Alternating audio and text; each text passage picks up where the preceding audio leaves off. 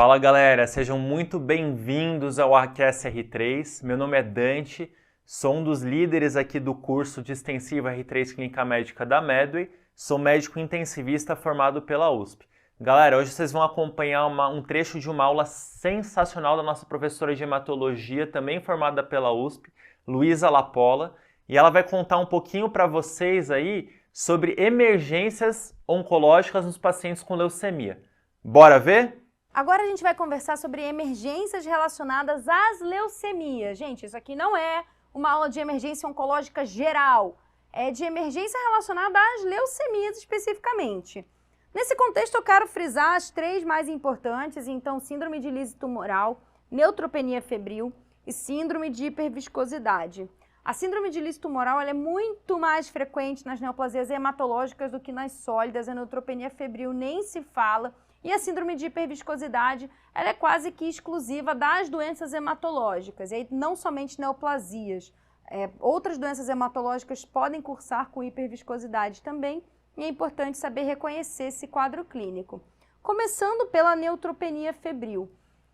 Paciente com a leucemia aguda que se apresente com febre, que eu determino como sendo uma temperatura axilar maior do que 38,3, isso é igual a antibiótico, gente. O paciente com uma leucemia aguda, ele é um paciente neutropênico funcional.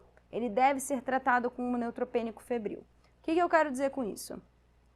O compartimento mieloide, nas leucemias mieloides agudas, é aquele que origina os neutrófilos, certo? Quando esse compartimento está doente, porque eu tenho uma leucemia mieloide aguda, independente da contagem de neutrófilos estar adequada, eu não posso garantir a funcionalidade daquele neutrófilo, já que eu entendo que todo o compartimento mieloide está doente. Então, paciente com uma leucemia mieloide aguda, por exemplo, que faz febre, ele é um neutropênico febril, independente de contagem de neutrófilos. Na LLA, apesar de não ser o mesmo compartimento hematopoético, eu tenho uma ocupação medular também muito importante, que compromete ali a quantidade de neutrófilos. Os pacientes com LLA, eles comumente fazem neutropenia mesmo, então eles também devem ser tratados como neutropênicos febris. Sempre vou colher hemocultura e urocultura, e eu posso iniciar um CFEPIME, por exemplo, que contemple ali gram-negativos, tem uma cobertura para pseudomonas. A associação de antigram positivo, como por exemplo vancomicina, é se o paciente tiver uma grande instabilidade hemodinâmica, catéteres de longa duração que sirvam como porta de entrada para germes gram positivos. O tratamento inicial ele é constituído por cefepime, por exemplo, pode ser piperacilina tazobactam, cefepime, e aí nessas situações aqui eu posso considerar acrescentar vancomicina. Quanto à síndrome de lise tumoral, eu trouxe para vocês os critérios de Cairo-Bishop, que são aqueles que trazem os critérios clínicos e laboratoriais da síndrome de lise tumoral. Os critérios laboratoriais são hipercalemia, que eu defino como um potássio acima de 6, hipocalcemia, então o cálcio é o único que baixa na síndrome de lise tumoral, hiperuricemia e hiperfosfatemia. Para eu dizer que eu tenho uma síndrome de lise tumoral laboratorial, eu preciso de 2 ou mais alterados. E para eu dizer que essa síndrome ela é clínica, eu preciso de pelo menos uma manifestação clínica, seja ela arritmia, convulsão ou lesão renal aguda. Então é extremamente importante você monitorar esses parâmetros no paciente com síndrome de lise tumoral.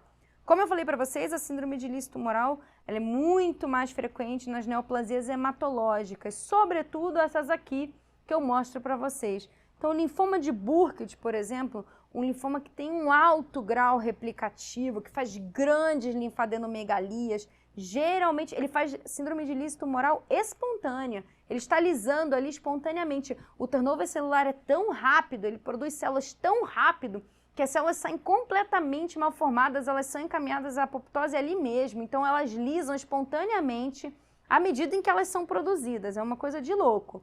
Geralmente, essas neoplasias, quanto maior o turnover celular, maior a lactato desidrogenase. Então, quando eu tenho um lactato desidrogenase maior do que 2 vezes o limite superior da normalidade, isso também deve me chamar a atenção para um risco maior de lise tumoral.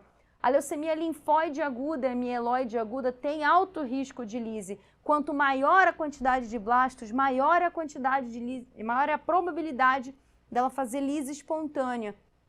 Então, grandes leucocitoses nas leucemias agudas imprimem um alto risco de lise tumoral e devem ser tratadas conforme. Alguns linfomas não Hodgkin, como o difuso de grandes células B, por exemplo, que também é um linfoma agressivo, quando tem um lactato desidrogenase maior do que 2 vezes o limite superior da normalidade, ou tem massa bulk maior do que 10 centímetros, também tem risco de lise tumoral espontânea. A gente vai avaliar, na hora em que a gente pegar o paciente, a gente tem que ver se ele tem um baixo risco de lise tumoral ou um alto risco. Os altos riscos são aqueles que eu mostrei para vocês. Leucemias agudas com grandes celularidades ou linfomas com grandes massas, com altas taxas replicativas. E a nossa abordagem ela é um pouquinho diferente. Quando o paciente tem um risco baixo ou intermediário de lise tumoral, eu sempre hidratarei todo o paciente com risco de lise tumoral deve ter uma hidratação vigorosa. Ah, Luísa, não dá porque o paciente é cardiopata. Então você vai hidratar e vai fazer furosemida para ele não ficar congesto. Ele tem que ser fortemente hidratado para que ele consiga depurar na urina todas as toxinas e, enfim, todos aqueles eletrólitos. A gente usa o alopurinol quando o risco de lise tumoral é baixo a intermediário. Lembra, o alopurinol ele é um uricosúrico. Eu preciso ter um débito urinário adequado. É diferente da rasburicase, que ela pode ser uma forma recombinante da uratoxidase. Aqui, o alopurinol ele elimina o ácido úrico que já foi formado. A rasburicase ela interfere no metabolismo que levaria à formação desse ácido úrico. Então, ela está um pouquinho antes ali na cadeia de formação de ácido úrico. Ela é mais eficaz por esse motivo. Só que também ela é muito pouco disponível, ela é mais cara, ela tem mais efeitos adversos da administração. Então a gente reserva a rasburicase para os pacientes que, mesmo de baixo risco, eles estão com síndrome de lise tumoral laboratorial ou clínica. Então ele até pode ser de baixo risco, mas ele está ali na minha cara com hipercalemia, hiperfosfatemia, hiperuricemia, hipocalcemia, eu vou usar a rasburicase para ele. E eu também vou usar naquele paciente que, tendo ou não síndrome clínica laboratorial, tem um altíssimo risco para isso. O ideal é que eu monitore os exames laboratoriais desse paciente de 6 em 6 horas. Gente, qual a chance da gente conseguir fazer isso no mundo real? Muitíssimo improvável. Geralmente a gente deixa de 12 em 12 horas e olhe lá, que senão o pessoal já vai brigar com a gente. Então, 6 em 6 horas, acho que assim, é o que a prova pode cobrar. O ideal é você ter uma monitorização realmente muito estreita desses casos.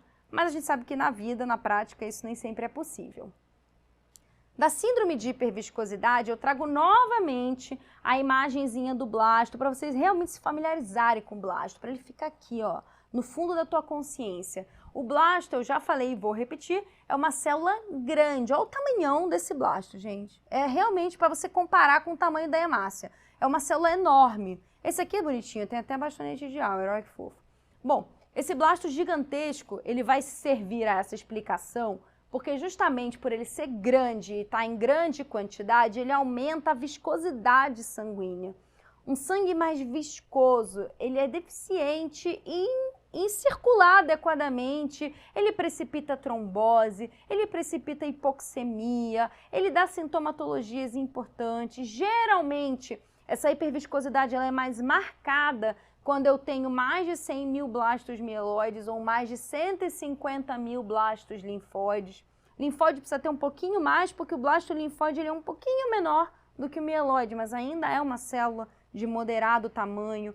Então, geralmente, se a questão te desse em grandes leucocitoses e a sintomatologia específica, você tem que pensar em síndrome de hiperviscosidade. E qual que é essa sintomatologia?